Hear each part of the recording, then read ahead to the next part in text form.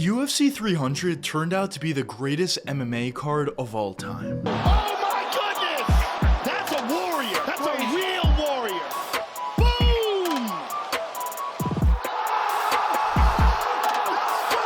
Going into this card, a lot of people, including myself, had very high expectations. But after the card has come and gone, not only did it live up to expectations, but it even exceeded it. There were so many different fights on this card that gave us legendary moments, from when you talk about Max Holloway's legendary knockout KO, or whether you talk about Yuri Prochazka's great comeback, Alex Pereira's early KO. There were just a ton of amazing moments on this card that, in my opinion, made it the greatest event of all time. But quickly, before we get the video started, for those of you who may not know, I'm Juicy MMA. I make opinionative MMA content, and if you guys enjoy videos similar to this, hit that subscribe button, that like button, and that post notification bell. But anyways, let's get into it.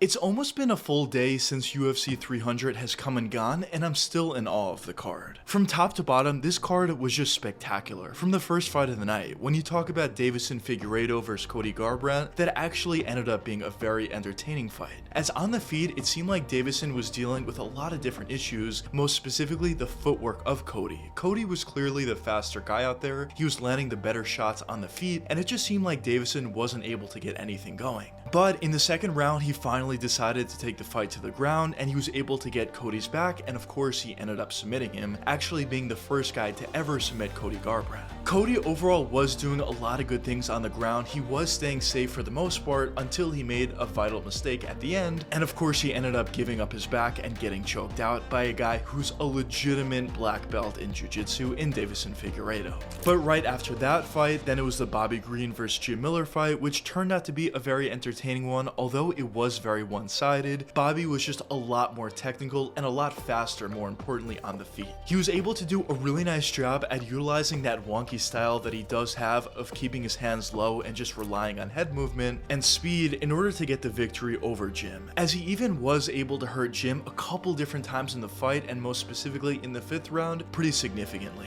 And although a lot of people thought that Bobby wouldn't be the same guy after getting knocked out very badly by Jalen Turner, he proved in this Jim Miller fight that he's definitely okay with going forward in his UFC career. The fight after that was a Jessica Andrade matchup, which ended up being okay. There were some good moments. It ended up being a split decision win for Jessica Andrade, which in my opinion was the right decision. I thought she did the more damage, and although Rodriguez did have some good moments, she was doing a pretty nice job at pot shotting from the outside. At the end of the day, damage trumps all, and I did think Jessica deserved that victory. Now after that fight, we had the Jalen Turner fight against Renato Moicano, and this was also a very interesting one. Right away, the first kick that Jalen threw to the body hurt Moicano pretty significantly, and he looked to clinch right away. But after he was able to get the fight to the ground, he was able to recover a little bit, but at the end of the first round, Jalen Turner ended up landing an absolute bomb on Moicano and ended up hurting him pretty significantly. But if he didn't look for that walk-off KO, I think he probably would have been able to get Moicano out of there. But as we all know at this point, Moicano ended up getting a victory in the second round via TKO over Jalen Turner, which was a really impressive comeback for Moicano.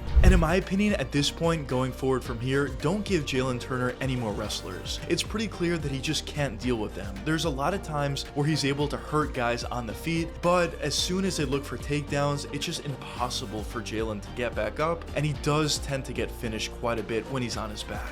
Now the fight after that was Diego Lopez versus Yusuff, and Diego Lopez is a guy who I've made a video about in the past. I'm extremely high on this guy. I think he's huge for 145. I think he has a ton of power. He's legitimately dangerous everywhere, both on the feet and on the ground, and I think we saw exactly that in this fight, as really the first uppercut that Diego threw really hurt Yusuff significantly, and he was able to get the finish not too long after that. I think Diego Lopez is a legitimate up-and-comer in the 145-pound pound division, and I think we're going to see great things from this guy going forward. Now, the fight after that was Kayla Harrison versus Holly Holm. This fight kind of went exactly how I expected. Holly did actually have a nice reversal on the ground in the first round, but at the end of the day, Kayla was just too good on the ground and ended up finding a submission in the second round. Now, after that, it was the Aljamain Sterling matchup against Calvin Kattar, and I know a lot of people didn't enjoy this matchup. They think Aljamain Sterling is a pretty boring fighter, but at the end of the day, I do think you need to give him some props. He did move up to 145. It was his first fight there, and he was able to absolutely ragdoll Calvin Kattar, who's not the smallest 145er either. He's a pretty big guy for that division. So to see Aljamain just really ragdoll him and dominate on the ground, it was really impressive to see. And although the fight wasn't on the feet that often, Aljo also had a couple of really good moments on the feet as well, landing some big shots alongside the cage and throwing some nice side kicks to Calvin's knee as well.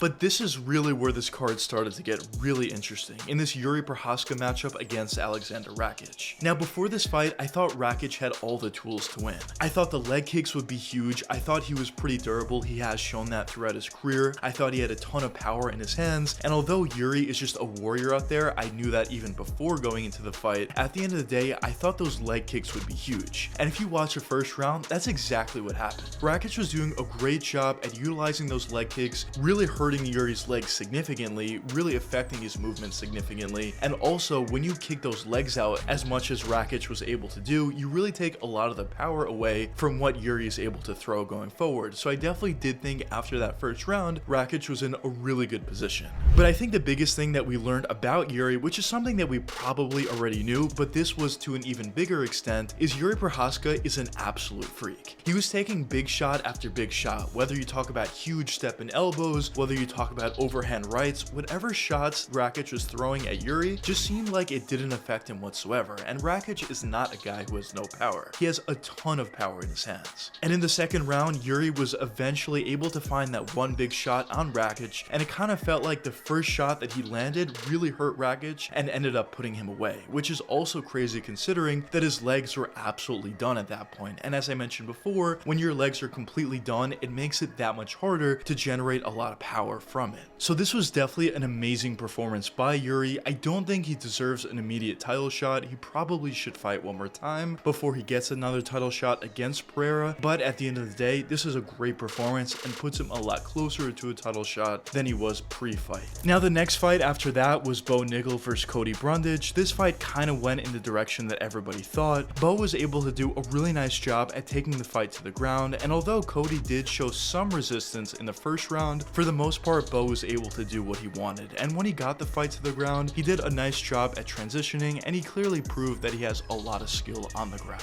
Now, the fight after that was Charles Oliveira versus Arman Tsarukyan. Going into this fight, I really thought Charles Oliveira had an advantage. I thought he was a lot better on the feet, and on the ground, he proved to be neck and neck with Islam Makhachev, at least before he got hurt and submitted. But when he wasn't hurt, Charles was doing a great job at being threatening off his back, doing a really nice job at getting back to his feet after being on the ground for a little bit, and I didn't think Arman Tsarukyan was at the same level of Islam, but theoretically, even if he was, I thought Charles would be able to have some success. But this fight ended up going to Arman Tsarukyan via split decision, and it ended up being an extremely close fight. This fight ended up being determined by submissions versus control time. As in the first round, I thought Oliveira won. He was extremely close to a submission attempt. It was very surprising that Arman was able to get out of it, but Oliveira won that round. Round 2, Arman was able to win via control time, and he did get a good amount of damage at the end of the second round, but in round 3, not much happened. Of course, Arman did win the majority of that round. He had the more control time for sure, but he wasn't necessarily doing all that much damage. And at the end of the third round, Charles was pretty close to a submission attempt, and it even seemed as if Arman went out for a second. Now, obviously, I guess he didn't go out because it wouldn't make sense. Charles didn't let go of the submission, and it seemed like he woke up when he was still getting choked, which wouldn't make sense. So I don't exactly know what happened there, but regardless, I do think that submission attempt was at least relatively close, and if he had more time, maybe he would have gotten it. And in my personal opinion, due to that, I don't think it would be a robbery whatsoever if the judges did give it to Charles Oliveira. He was more threatening in that third round. He was closer to a finish than Arman was, but at the end of the day, it's not the worst decision ever that Arman was able to win this fight via split decision. Now, the next fight after that was one of the greatest fights I've ever watched live, in Max Holloway versus Justin Gaethje. This was an extremely entertaining fight to watch. Going into it, a lot of people thought Justin Gaethje would be able to run through Max Holloway. They thought the leg kicks and power would just be too much for Max. But in the first 4 rounds, Max Holloway completely disproved that, as he was able to take a lot of the power shots that Gaethje was throwing his way, and he was able to absolutely dominate. He was essentially just piecing up Justin Gaethje, which is exactly what I said would happen in my video that I made prior to this one.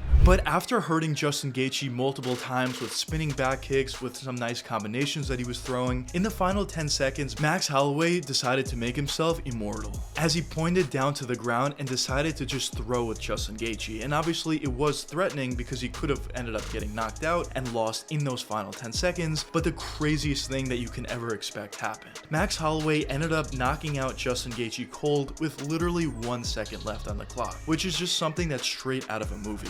And in my opinion, at this point, Max Holloway gets whatever he wants. If he wants to fight Islam Makhachev at 155, he gets it. If he wants to go back down and fight Ilia Topuria at 145, he gets it. Holloway just has a lot of options at this point, and he's in a great position. Now, the fight after that was Weili versus Yan Xiaonan. This fight was pretty good. Both sides had some success. In the first round, I did think it should have been stopped. Weili did get a submission victory, or should have been a submission victory, over Yao Xiaonan, but the fight moved on, and Yan definitely did have some nice moments. She dropped Weili a couple different times, but at the end of the day, Weili ended up winning this decision. But moving on to the main event, this was also a really impressive matchup. Going into this fight, a lot of people were picking Jamal Hill, but I made a video on this fight talking about how I thought Alex Pereira would just outsmart Jamal on the feet. I thought Pereira just had too much experience kickboxing all those years, just had too much experience in seeing a lot of different shots that people could throw his way, and I just didn't necessarily think it was the smartest thing for Jamal to stay on the feet for the majority of that fight, because I thought he would get knocked out. And obviously that's exactly what happened,